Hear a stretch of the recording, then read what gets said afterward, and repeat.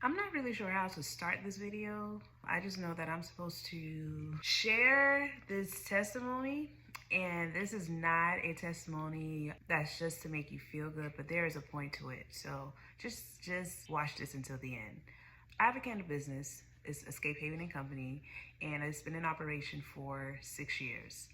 And around the holiday season, that is known to be the most profitable time for candle businesses. That's when everybody are intentionally looking for them, either for themselves or for gifts. So out of habit and out of what's popular, I'm not a big fan of markets, but around the holiday season, that is typically where you would see me at markets representing my business. And this year, the Lord actually showed me how I have not expanded my business and tapped into other products like I was supposed to from the beginning. I just got stuck on candles, even though that is my main product. And he reminded me, when you started this business, your goal was to create your own candle day sale. And I brushed it off, and I was like, Lord, I know it's something I think about every year, but I need a lot of things to actually do that. I don't feel like I have a decent amount of customers to say, hey, I'm going to do my own event and have a great turnout. That was just my honest thoughts. So the challenge that he gave me was I could not participate in any markets, any events that was already pre-planned. For the latter part of the year, I could not. I had to put all my focus into doing a one-day event. But the downfalls to this, as far as what I thought, was like, Lord, I don't have a building. I don't have layout to have like a shopping experience like that. There's a lot of things I don't have. I don't have the money to do an event. I don't have the money. I don't have the materials to produce that much right now with everything that I have going on. It took me about 3 months to just iron out the pieces, and the way that the Lord was, revealing things to me of how I could go about things. He kept saying, just get started, just get started. It may not be exactly what you envision, but just get started. Even with some of the new releases, it wasn't exactly what I saw in my head, but it was definitely a great starter point. And he aligned everything. Long story short, did the event. I advertised it. I didn't even advertise in the way that I thought I was going to. So I ended up doing one video, one flyer. Things that I thought would make it easier just wasn't working out. However, I put it in God's hand. What do I price these items as? How many candles do I actually need to have? Just lead me. And during the event, I was completely overwhelmed with actually seeing people at the door. There were people at the door for the start of the event. And I feel like that took place because the Lord was very strategic on me it's like, don't operate in fear. I wanted to do things to have a backup just in case it wasn't successful. So I wanted to provide, if you can't make it, you can do this online option. If you can't do the online option, we'll extend it. If you can't do that, then we'll do this. And the Lord was just like, no, you do this in the way that I have instructed you to do it. It was like, you create your own shopping experience with what you have. And we had a $2,000 day. No help and no promotion from any place else outside of friends, some of our customers, whether it was through the spa business or just reshares, people spreading the word. And the Lord showed me how he made it so simple. It worked for me, and it was so simple. And he got the glory. This by all means wasn't a one-man show. This time last year, I had done, I think, between 4 or 5 markets and personal events. It wasn't about the money, but the Lord showed me how when we have wisdom and when we seek him, he literally creates the blueprint. I allowed you to put in this time of preparation for your business, for something that you have crafted that was very unique. You trusted me, and this was the outcome. It had somebody reach out within 3 hours of the event, and the message was, hey, whatever it is that you do not sell, I will buy the remaining items. And that's what they said that the Lord told them to do that. So even in that, I found myself wanting to also like pity myself a little bit, like, dang, if I got stuff left over, did I really do good? You know how Satan like gets in your mind? But the Lord showed me like, I am looking out for you. So look at how much you sow, look at the response that you got.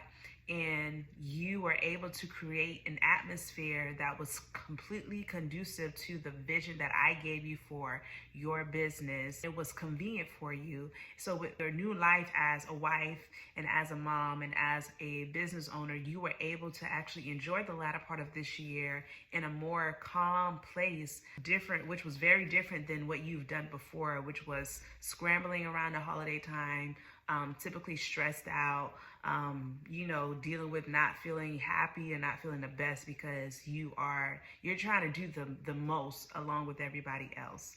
But the Lord challenged me after that success, and He showed me that, I've given you favor, and you've seen a lot of moments where it was like my hand was on it. But what have you done after those moments? That's why we're here. What have you done after those moments?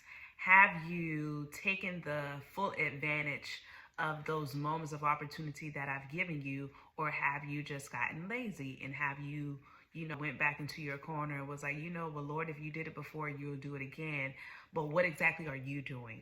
What are you doing? For the month of December, I was just telling the Lord, I want to be different. I am a believer. I trust the Lord. I am happy to see His miraculous hand, but I also don't want to sound like the individuals who aren't moving, there's no changes, but they're just sitting in that one seat and it's like, well, I know the Lord will make a way, but there's no work. There's nothing that's going into that. There is no action behind you knowing that the Lord is going to make a way.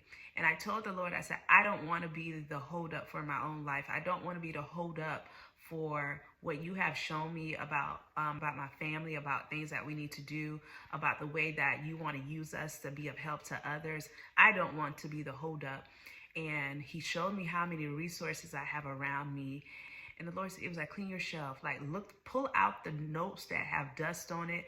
I have created so many opportunities for you to be in rooms to get information.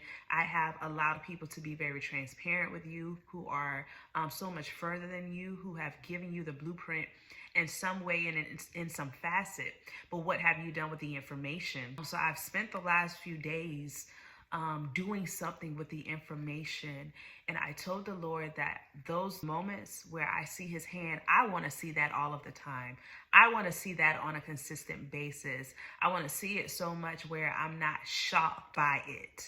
I want to see it with this assurance that I know that I am being obedient to everything that He is saying to me. And I told the Lord, I'm like, anything that I have not been obedient in, I don't care how small it was, please help me retract back and to complete those tasks before I step forward. So this video is much longer than I intended it to be, but it is something that the Lord has been pressing on my heart to share concerning the event. It wasn't like I didn't just want to do like a thank you guys, everything was successful, but I really wanted to break down, like, I had nothing for that event when God gave me the vision for it. Even a month out, I had no inventory for the event. But literally, because I was intentional and I kept doing my research or trying to I made do with what God gave me. And some days it was like, well, I just want you to focus on this. Well, I just want you to focus on that. And that's what I did. And out of that, He showed His hand. And even in the midst of that, there was a few losses and things that was happening. But He showed me how with wisdom, you can still experience what I have for you. It may look different. It may not be your preference. But if you trust me, you will get there. So I hope that this encourages you in some way.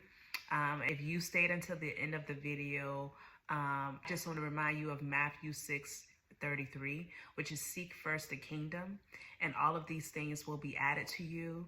Sometimes when we hear that verse, we only think about the tangible blessings, but literally everything that the Lord has for you, the way that He wants to use you, the resources that He wants to extend through you to be of help in the areas that he has called you to, all of those things will be added to you.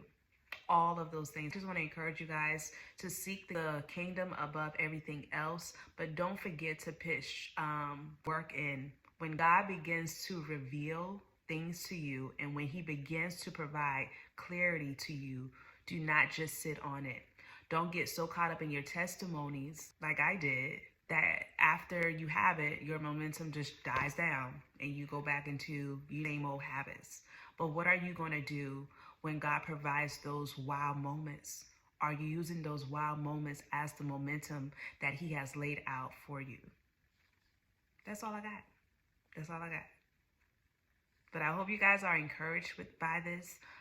Feel free to share your thoughts. I just felt like somebody needed this.